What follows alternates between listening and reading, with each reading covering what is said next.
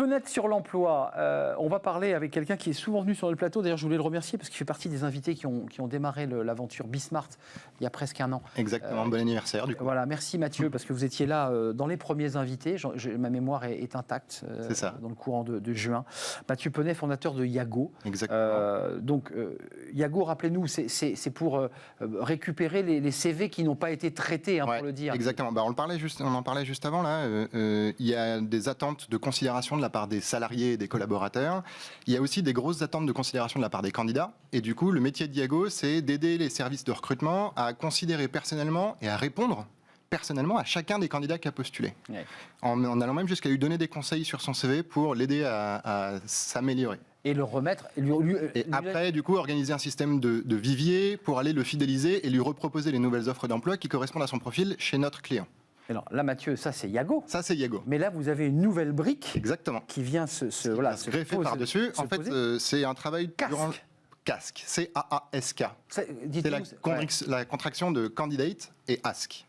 En fait, la démarche, elle est très simple. Pendant le premier confinement, on s'est posé beaucoup de questions pour savoir comment évaluer la pertinence de tous les outils des outils ou un peu des gadgets dans le processus de recrutement, que ça soit de la vidéo différée, de l'assessment, des tests de jeux vidéo. Parfois, il y avait même des tendances à vouloir faire des escape games avec les candidats. Enfin bref. Oui, on a vu ça, ouais. Et l'enjeu, il est très simple. Pour vous, Gadget ou on ne sait pas justement. Mais le drame qu'on a vu pendant le premier confinement, c'est que surtout quand il y a des arbitrages budgétaires à faire pour savoir ce qu'il faut garder ou ce qu'il faut couper quand on doit diviser son budget de recrutement par deux. Les équipes de recrutement, les directions de recrutement étaient complètement aveugles pour savoir est-ce que ça marchait, est-ce que ça correspondait à leur population cible de candidats, et ils avaient juste des intuitions. Juste simplement, je pense que mon concurrent d'en face fait ça, je vais le faire en me disant ça peut peut-être être utile pour mon candidat. Je pense que oui. La démarche de CASK, c'est de se dire ok, on va mettre du chiffre derrière toutes ces intuitions que le directeur du recrutement peut avoir. Comment vous faites ? En allant directement demander au candidat. On va demander, CASK, c'est vraiment la démarche d'aller demander du feedback au candidat pour savoir qu'est-ce qui lui a plu dans le processus de candidature, est-ce qu'il a utilisé du coup toutes ces briques dans le processus de recrutement. C'est du sondage en fait. Exactement, c'est du sondage mais ultra ciblé en fonction du parcours du candidat. Parce qu'on a une avance technologique qu'on avait déjà avec Yago, c'est qu'on est interfacé avec la plupart des SIRH du marché. La brique qu'on appelle du SIRH s'appelle l'ATS. Et du coup, on va capitaliser sur cette donnée technique pour venir accompagner les recruteurs pour être capable d'évaluer et de mesurer de manière hyper précise est-ce que tel ou tel changement qu'on a pu faire dans notre processus de recrutement, ça a un impact et ça correspond aux attentes de mes candidats. Donc là, vous avez engagé ce processus grâce à cette brique ATS. Vous avez déjà des premiers retours ? On a déjà des premiers retours. Ce qui est intéressant, c'est que donc du coup, moi, quand je monte des services dans les RH, je le fais jamais vraiment tout seul. Oui, sur Yago, au démarrage, c'était Oui SNCF qui nous avait accompagnés pour construire ce service, qui avait répondu à nos questions. On les avait mis sur le grill, en gros, on leur avait posé beaucoup de questions pour essayer de comprendre leurs besoins. Cette fois-ci, c'est Mythique, l'entreprise donc de dating, qui a fait le premier pionnier avec nous. Mais en fait, il y en a deux autres qui ont suivi. Il y a Oui SNCF qui a re-signé au CISEC.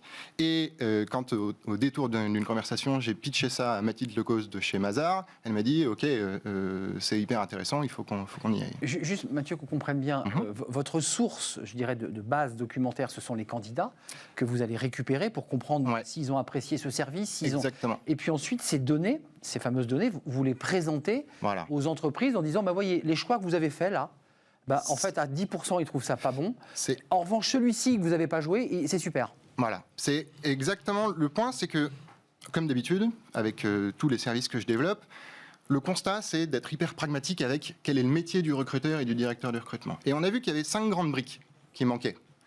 Petit 1, la capacité à savoir qu'est-ce qu'on souhaitait mesurer. Quels sont les KPI qu'il faut aller étudier. Donc, d'aller les accompagner là-dessus pour aller cerner quel est exactement leurs besoins. Petit 2, la capacité à aller poser des questions qui soient non biaisées aux candidats. L'expertise de poser des questions qui soient suffisamment ouvertes ou suffisamment fermées pour obtenir des réponses qui sont claires et nettes aux questions qu'on s'est posées juste avant. Petit 3, la brique technologique. À la fois le fait d'aller poser des questions précisément aux candidats et aussi la connaissance marketing d'aller poser la question au bon moment aux candidats. À quelle heure, combien de temps après l'expérience de candidature il faut le faire, c'est de la science. Comment on fait pour qu'il ait tout un process où il soit suffisamment rassuré pour accepter de répondre aux questionnements. 4e point, le temps que les recruteurs n'ont pas pour aller traiter la data et la connaissance qu'ils n'ont pas forcément, donc on va aussi les accompagner là-dessus. Et 5e point, le livrable, c'est finalement une note de synthèse régulière pour aller leur dire ça c'est green, ça c'est green, ça c'est à corriger, ou ça vous êtes en dessous du marché. Grâce à vous, grâce à Casque en l'occurrence, ils vont se réadapter, réorienter, reventiler. Exactement. J'imagine qu'il y a quelques entreprises qui font du recrutement, puisque vous citiez quelques concepts, qui ne doivent pas vraiment rigoler en voyant arriver Casque, non ? Et se disent, mais ils vont nous challenger. Au pire, on sera là pour dire, c'est super votre produit et ça correspond aux attentes des candidats, donc ils ont tout à y gagner à avoir une mesure claire. Le Trivago du recrutement, quoi. Plutôt comme on parle beaucoup de NPS, notamment, de Trustpilot et d'activités comme ça. Le NPS est un indicateur assez intéressant, mais finalement, c'est pas ce qui va aider les recruteurs à y voir plus clair dans leur stratégie. Le but, c'est d'aller beaucoup plus loin que le NPS. J'ai tout compris. On va même sur des questions, notamment de est-ce que, cher candidat, tu t'es senti discriminé dans le processus de recrutement ? Exact. Donc on peut aller lever des points aussi importants que la discrimination et l'inclusion, mais juste en demandant aux candidats. On déborde un tout petit peu, Mathieu, mais une réponse courte. Il y a à la fois le besoin des entreprises de voir si les outils qu'ils utilisent sont bons, ça on a compris. Et est-ce que le budget investi derrière est pertinent ? Est pertinent, parce que sinon on dépense de l'argent pour rien, ça c'est le volet entreprise. Puis les entreprises qui proposent leurs outils, vous les challengez aussi. Est-ce que vous leur apportez le tableau de bord en disant, mais attendez, là, sur ce point-là, vous avez discriminé ? Pour l'instant, pas encore. On cherche plutôt à... La démarche est toujours d'aider d'abord le recruteur à mieux comprendre ses candidats. La mission de Yago et la mission de Casque sont les deux mêmes.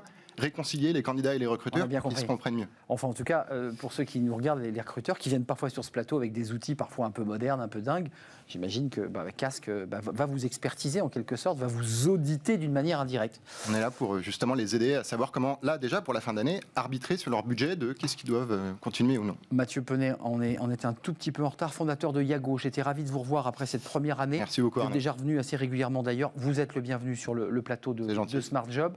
Yago et Casque. Vous avez bien compris le processus candidate et ask. Merci à toute l'équipe, merci à Kylian Soula à la réalisation, Guillaume Ausson, merci à Fanny Gressmer, Pauline Gratel et Margot à l'accueil invité. J'ai supprimé 3 merci selon les conseils évidemment de Fanny Gressmer. Je serai là demain. Bye bye, portez-vous bien.